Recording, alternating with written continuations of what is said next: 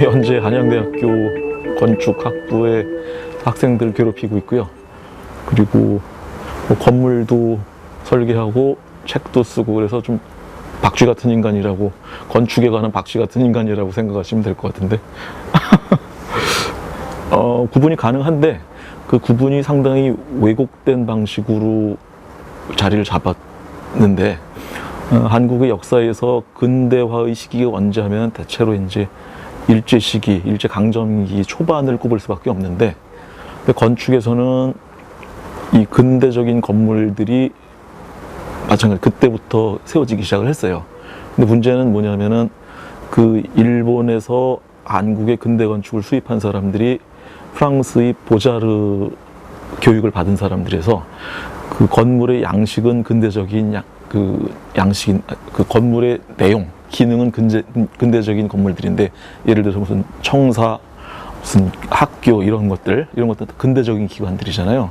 근데 그런 것들이 세워진 건물의 양식을 스타일로 따지면은 이게 서양의 르네상스 스타일이죠. 서울역 기차역이 르네상스 스타일이고, 그다음에 은행, 옛날 조선은행, 지금은 한국은행이 하고 지금 화폐박물관이 르네상스 스타일이고, 그다음에 정부기관인 조선총독부 르네상스 스타일이고, 그래서 그 근대다 했을 때 그게 근대적인 양식인지 아니면 근대적인 사회적 현상을 지칭하는 것에 따라서 답은 이제 구분할 수가 있는데, 뭐 건축에서의 근대적인 이입 있죠, 있기는. 지금 말씀 그런 방식으로 존재했어요.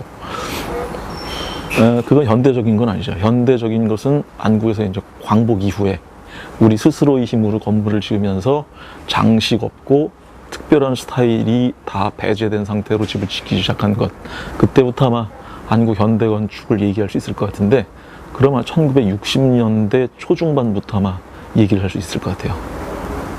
한국 건축의 정체성을 지금 현대에 와가지고 이야기하기에는 아직 한국이 광복된 지가 얼마 안 돼서 그 충분한 건축적인 자료가 축적되어 있지 않다고 보는 게 맞을 것 같아요. 말하자면은 그 현대의 주목할 만한 건축적 현상들이 뭐 몇 사람의 건축가들에 의해서 이루어졌는데, 그게 아직 한국의 전반적인 그 건축의 방향, 건축의 기폭제 이런 걸 얘기하기에는 아직도 조금 더 많은 샘플들이 필요하다는 생각이 들고 있어서 아직은 뭐 한국 건축의 뭐 현대적인 특징, 방향 이런 건 얘기하기 어려울 것 같은데요. 지방자치단체장들이 가지고 있는 피해의식이 가장 큰 힘일 것 같아요. 그러니까 우리 지금 지방자치단체장들이 나이를 보면은 어릴 때 논밭에서 뛰어다니다가 이제 대학교 졸업하고 사회에 나와가지고 사회 중추적인 세력이 된 다음에 서양에 가서 관광버스를 타고선 봤더니, 아, 저기 멋있는 것들이 있더라, 우리도 한번 그런 거 만들어 보자. 그래서 저런 거 누가 만들었대? 그 사람들 좀 초대해봐 해가지고 여기저기서 외국의 건축가들을 불러서 이제 작품들을 해줍시오 얘기를 하고 있는데, 그 과정에서 이제 왜 우리가 그런 건물들을 필요한지에 대한 논의는 대개는 삭제된 채 그냥 외국 건축가의 건물이 있으면은 그걸 통해서 그 도시가 혹은 그 단체가 그 관광 사업의 중추적인 역할을 하게 되더라 해서 그런 건물들이 세워지고 그런 건축가들이 수입이 되더라고요. 그래서 지금 제가 보는 그 외국의 중요한 건축가들이 도입돼서 수입돼서 커다란 프로젝트를 하는 데는 그런 지방자치단체장들이 문화적 피해의식, 촌스러움 그런 것들이 굉장히 큰 역할을 하고 있다고 저는 생각을 합니다. 동대문 디자인 플라자는 원래 기능적인 요구 조건이 뚜렷하지 않은 상태에서 우리도 관광 명소를 한번 만들자. 내가 외국에 가서 봤더니 건물이 중요하더라 해서 현상 공모를 해서 그 중에 제일 화끈하게 생긴 건물을 뽑았죠. 그러니까 내부의 기능이 뭔지 아직 결정되지 않은 상태에서, 그러니까 건축가는 자기가 뽑혔으니까는 자기 하던 대로 이제 그 사업을 디자인을 할 수밖에 없는 상황이었고, 그게 지금 결과물인데, 놀랍게도 이 한국의 시 정부에서 그 건축가의 이름이 굉장히 중요한 요구 조건이었기 때문에 건축가가 내 디자인에서 모양을 바꾸면은 내 이름을 빼라 라고 해서 결국은 그 건축가의 작업 중에서 아마 제가 볼 땐 제일 큰 작업인 것 같은데, 그거를 가장 완성도가 높은 방식으로 서울 복판에 남겨놓게 됐죠. 근데 그럼에도 불구하고 이 동대문 디자인 플라자가 동대문 디자인 파크라고 이제 이름을 부르는 것 같아요. DDP가 가지고 있는 사회적인 그 의미는, 그 전까지는 공공 디자인, 공공의 건물 만들면은 가장 싼 방식으로 가장 저렴한 공사비를 들여서 이제 지어야 된다 했는데, 이 경우는 애초 공사비 2배에 가까운 4,700억을 들여가지고 그 완성도가 높은 건물을 만들었더니 사람들이 보고 야 신기하다, 재밌다, 이런 거 우리 앞으로 할 만하다, 그리고 무조건 싸게 짓는 게 능사가 아니구나 라고 하는 그런 깨달음이 대중적으로 확산되기 시작했다라는 그런 장점은 있는 것 같아요. 신기하게 서울시청사하고 DDP는 시공사가 같아요. 근데 차이는 뭐냐면은 동대문 DDP는 건축가를 선정을 해서 이 건축가의 의견을 100% 따라가서 이 건축가가 어떤 요구 조건을 걸든지 간에 이 건물을 완수해내야 된다라는 공감대와 외부적인 조건이 형성돼 있었고, 서울시청사는 일단 건설사가 선정이 돼 있었어요. 그 다음에 그거에 맞춰가지고 건축가가 이제 개입이 돼서 건축가의 아이디어를 잠깐 받아서 그거를 시공사에서 알아서 적당히 조립해서 건물을 만드는 상황이었기 때문에 건축가가 배제되어 있었고, 그 지향점이 뚜렷하지 않은 상태에서 공사가 계속 진행되다가 그럴 정도면 건축가 내 이름 빼라 하다 보니까는 중간에 이제 다시 건축가가 개입이 됐는데, 결국은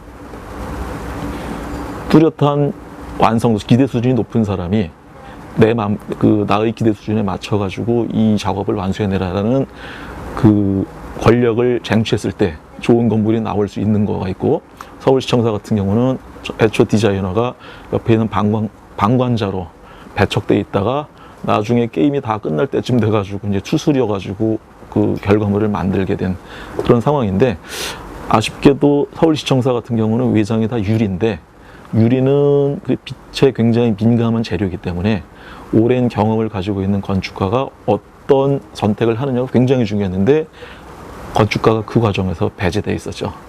그러다 보니 건축적 완성도도 DDP에 비하면 훨씬 더 낮고, 그래서 제가 볼 때는 굉장히 좋은 교훈을 두 건물이 서로 극단적으로 보여주고 있다고 생각을 합니다. 현대미술관 서울관도 프로그램이 정확하지가 않았어요.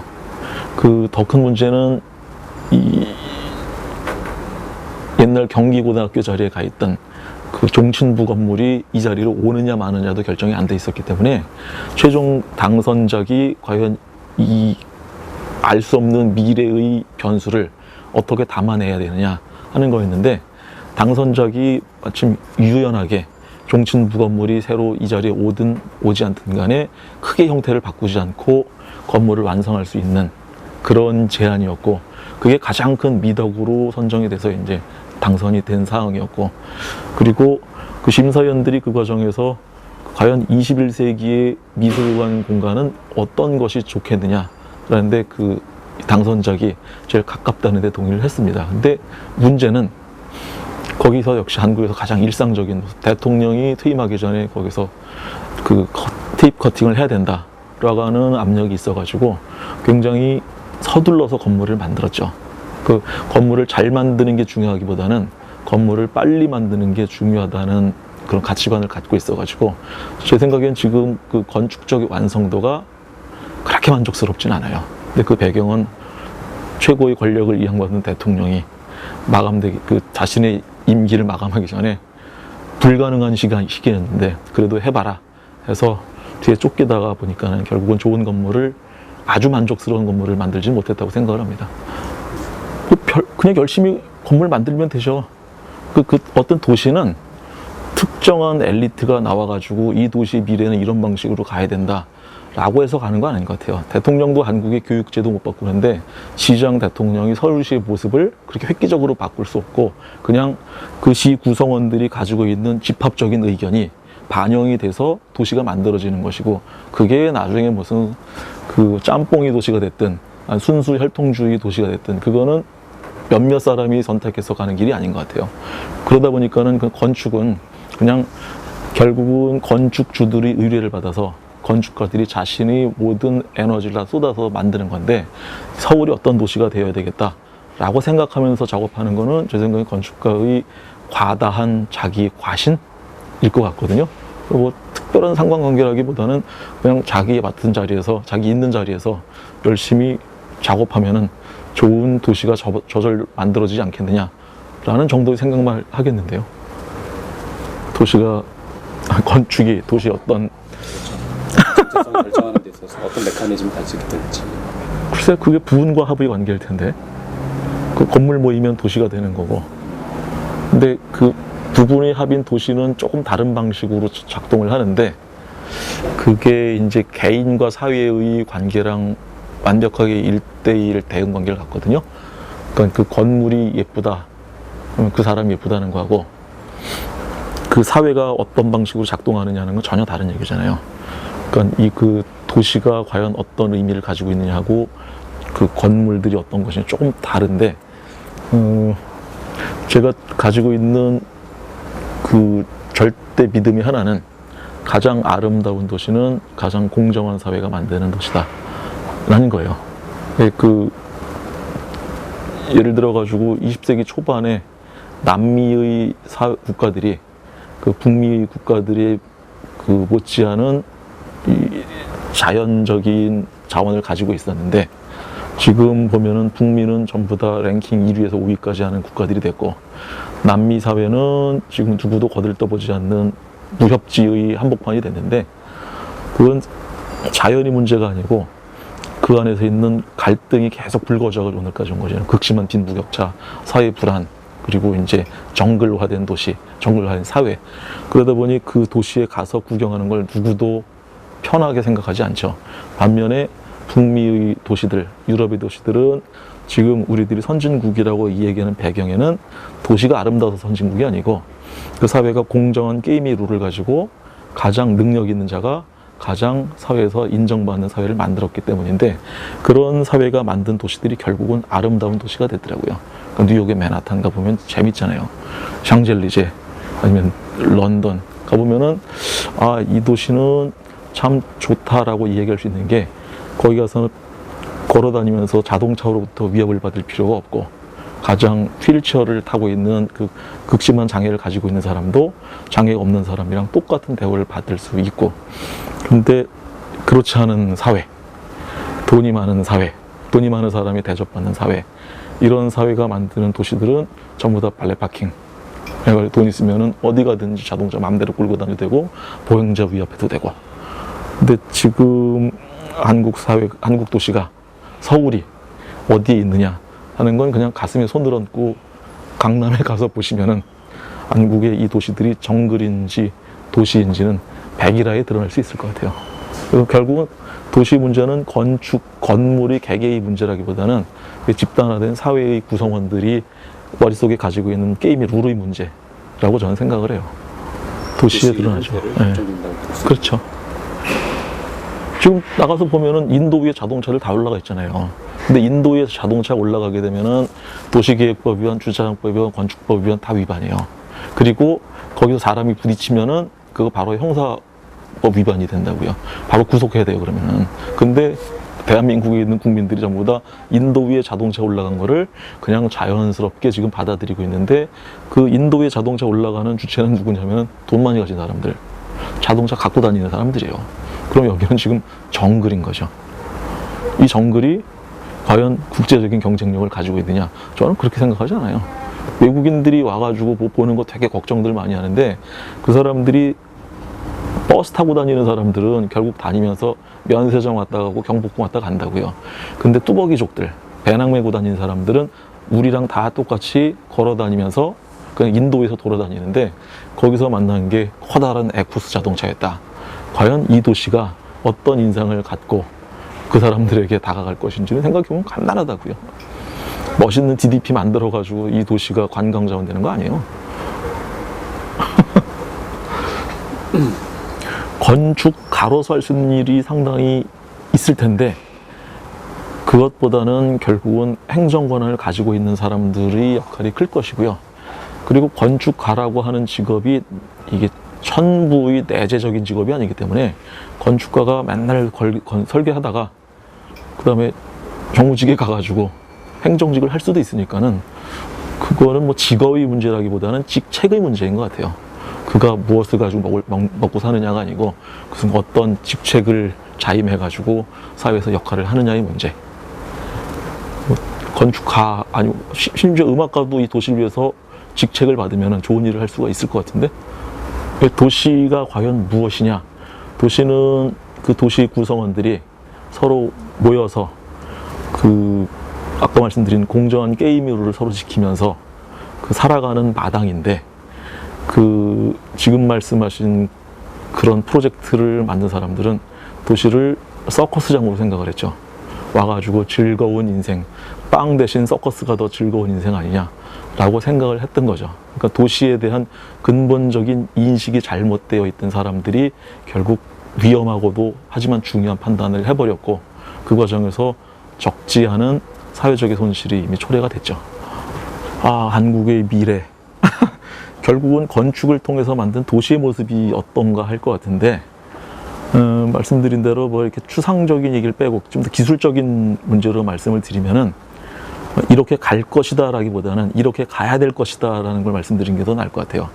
왜냐하면 지금까지 한국의 그 도시들이 빈 땅을 재개발하는 방식으로 영역을 확산시켜 나왔어요. 그거는 지방자치단체장들이 그동안 고질적으로 안고 있던 부채를 해결하는 좋은 방식이 부동산 개발이었는데 그러다 보니 외곽의 빈 땅을 개발해가지고 도시 개발 이익을 수익으로 이제 받아서 그 이제 지자체의 그 재정 건전도를 확립해 왔는데 그 과정에서 도심이 몰락하고 도시에 살아가는데 필요한 자원이 지나치게 많이 드는 문제가 생겼어요. 그건 죽음의 길이에요. 그래서 제 생각에는 도시들이 지금보다 조금 더 좁은 데서 모여 살아야 되는 그런 방식으로 나가야 되는데 그러면 고빌화 도시로 가야죠. 이걸 유럽에서는 컴팩트 시티라고 그러는데 지금 이렇게 한국의 4대문 안쪽은 이제 조금 논웨이인데 그 외부는 지금보다 조금 더 고밀화된 방식으로 우리들이 서로 살아가도 될 것 같고요. 그 과정에서 지금 도시들이 블록 단위로 개발이 되는데 블록과 블록이 서로 얽혀서 입체화되어 있는 도시가 아마 그 조금 더 도시의 근본적인 목적, 서로 잉여를 손쉽게 교류한다는 점에 그 적당한 도시가 될 것 같은데 아마 그런 도시가 우리가 지향해야 될 바가 아닌가라는 그런 생각을 합니다. 적정한 해외의 사례들이 있을 수 있어요? 아니, 아직은 해외 사례도 뭐 적당하게 이렇게 고밀화된 데는 아닌 것 같은데 적어도 밀도가 높은 도시, 그런 도시가 더 아름다운 도시 가까이 가는 건 틀림없는 것 같아요. 예를 들어 가지고 미국의 도시들이 굉장히 땅을 넓게 쓰고 그런 도시 계획이 한국에 받아들여져 가지고 분당, 일산 같은 데들 만들었는데 맨하탄 가서 보면은 엄청난 고밀한 도시잖아요. 좁은 땅에서 거의 모든 것을 다 해결하고 드는데 그런 도시의 모습이 훨씬 더 넓은 로스앤젤레스 같은 도시보다 더 합리적이고 건강한 도시인 것 같아요. 자동차 타지 않고 그냥 지하철로 왔다 갔다 하면서 모든 걸 다 해결할 수 있는 도시. 서울도 아마 계속 그런 방식으로 그 도시의 모습이 바뀌어 나가야 되지 않을까 생각을 합니다. 지금 건축이랑 관계된 문제로 이 사회의 문제랑 제일 밀접한 관계 있는 거는 딱 하나 주거 문제예요. 건물의 형태 문제나 이런 거 아니고 지금 주거의 소유 여부에 따라서 계층이 확연하게 구분이 되고 있는데 그 계층 간의 이동이 원천 봉쇄되기 시작을 했거든요. 그러니까 학생들도 보면은 본인의 집에서 주거비를 보조해 줄 수 있는 능력이 되는 친구들은 행복하게 학교 다닐 수 있는데 지방에서 와가지고 주거비가 해결이 잘 안 되는 친구들은 고시원에 들어가요. 그럼 아르바이트 해야 돼요. 장학금을 못 받아야 돼요. 그리고 얘네들이 결국은 또 졸업을 해가지고 취직을 하게 되면은 소득의 반 정도를 얘네들이 주거비를 쏟아부으면은 그런 가처분 소득이 만큼 줄어들면서 얘네들이 결국은 나중에는 빈부격차의 이 틈이 벌어질 때 빈민층으로 갈 가능성이 커진다고요. 근데 이거 결국은 지금은 개인이 그 근로소득을 통해서 주거를 확보할 수 있는 길이 지금 원천 봉쇄되어 있잖아요. 그래서 어떻게 이 주거를 해결하느냐. 사실 주거 문제는 건축의 문제니까는 그게 아마 그 지금 이 다음 몇 년 동안 건축계가 물론 이게 자본 문제이기 때문에 건축이 혼자 할 수 있는 문제는 아닌데 건축계가 한 역할을 할 수 있는 중요한 분야가 아닐까 그런 생각을 하고 있어요. 뭘 공부했을까? 뭐 한국에 있을 때는 공부한 거 없죠. 그 당시는 공부하는 게 이상한 상황이었으니까는 학교에서 가르쳐 주는 것도 없는, 이런 말 하면 안 되나? 별로 없는 그런 상황이었고, 그 미국에 유학 가가지고 무엇을 공부했느냐 하는 것보다는 어떻게 공부했느냐가 더 중요했던 것 같아요. 학교는 근본적으로 이제 그 시장판 같은 데를 가지고 와가지고 무엇을 팔고 무엇을 사느냐를 규정하는 거 아니고 그냥 너네들이 와서 알아서 공부하고 가라 하는 데 같은데, 적어도 그렇게 외부의 간섭, 외부에 신경 쓰지 않고 그 건축에 대해서 집중적으로 공부할 수 있고 생각할 수 있는 기회를 제공받았다. 뭐 그 정도의 가치를 가지고 있던 것 같아요. 그래서 그 사람마다 이제 생각을 하는 능력이 있는데 과연 어느 깊이까지 생각을 하느냐가 중요할 텐데, 그때 이제 제가 내가 이 정도의 수준까지 생각을 할 수는 있겠구나 라는 그런 느낌을 처음 받았는데, 그런 정도가 그 중요한 교훈이었지 뭐 무엇을 공부했다 라는 거는 지금 별로 기억이 안 나요. 여행을 많이 했다는 건 좀 기억이 나는 것 같네.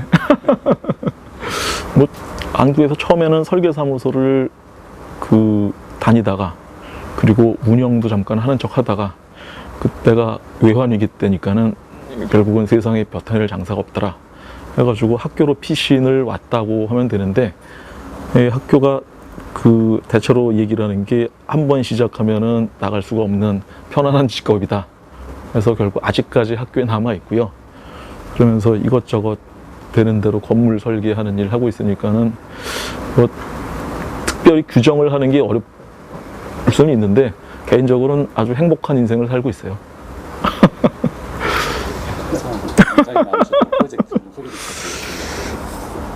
글쎄, 인상에 남았던 거, 그 가장 널리 알려졌던 거는 그 시행되지 않은 건데, 그 지금부터 딱 한 10년 정도 전에 서울시청합광장 현상 공모에서 당선이 돼서 한 1년 동안 뭐 신문에도 나가고 TV에도 나가고, 뭐 놀랍게도 한 2, 3년 전까지는 계속 그거 가지고 세미나 해달라고 이런 얘기도 하고 그랬는데,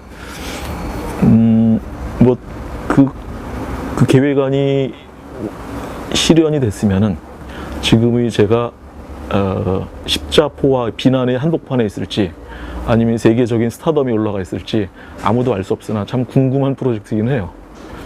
뭐 지금 제 생각에는 안 됐으니까 좀 편하긴 하다는 생각을 하는데. 당부의 말씀. 근데 제가 젊은 건축가들에게 뭘 당부할 만한 위치가 되는지 잘 모르겠어요.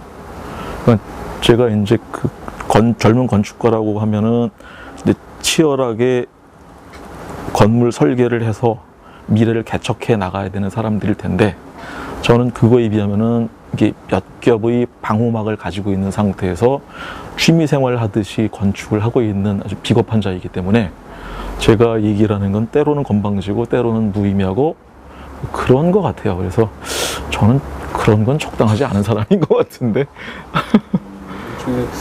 뭐 조언 형태가 될 수 있지 않을까? 학생들을 가르치시기 때문에 학생들에게 해주신 말씀 있으시죠? 구체적으로 얘기를 한다고 치면은 건물을 가지고 그 본인을 표현하는 것만큼 활자를 통해서 자신을 표현하는 것도 꽤 중요하다는 그런 느낌을 하게 되더라고요. 결국은 이 책이 성당을 다 깔아뭉갠 것처럼 결국은 건물이 좋다 해도 건물이 움직일 수 없기 때문에 사진이나 글을 통한 자신의 의지 전달은 꽤 중요할 텐데, 그 문어를 통해서 자신을 표현하는데 굉장히 어려움을 겪는 애들이 많더라고요. 그래서 그 능력 정도는 좀 제대로 갖추면은 구체적인 어드바이스가 되지 않을까라는 생각을 합니다. 아닌 것 같은데? 아닌 것 같은데, 그거는. 해외에서는 그러면 누가 있을까요? 근데 이 경우는 이제 그가 누군가 개인에 대한 질문들이 이제 같이 들어가야 될 텐데 제가 그렇게 개인적인 것 같이 잘 몰라가지고 말하자면 롤 모델이 있느냐 뭐 인생에서 무슨 롤 모델을 그냥 알아서 사는 거지 하는 생각이 더 크게 드는데요. 근데 그 아까 말씀하신 건축가들에게 제안한다. 제 생각에 그 서비스업이다. 라는 그런 생각은 굉장히 위험하다는 생각이 들어요. 건축주가 요구하면 그거 맞춰가지고 해준다가 아니고 건축주가 말은 이렇게 하지만 결국은 그 말 재주가 부족해서 혹은 자신을 표현하는데 좀 어려움이 있어서 표현했을 따름 이제 실제로 그가 무슨 얘기를 하고 싶고 무엇을 요구하고 싶은지를 잘 확인을 해가지고 사실은 이런 걸 제안하고 싶은 것이었죠 혹은 이런 걸 요구하셨죠 하고 대안을 제시할 수 있는 능력이 제 생각에 그 서비스맨 투철한 것보다 그 정신 투철한 것보다 훨씬 더 중요한 것 같은데 그 주위에서 보는 젊은 건축가들 중에 아는 사람들이 그 부분을 많이 덮어두는 것 같더라고요. 우리는 서비스업이니까는 건축주의 의견을 잘 따라야 돼. 글쎄 그게 건축주가 요구하는 게 그걸까라는 저는 생각을 합니다. 근데 시간.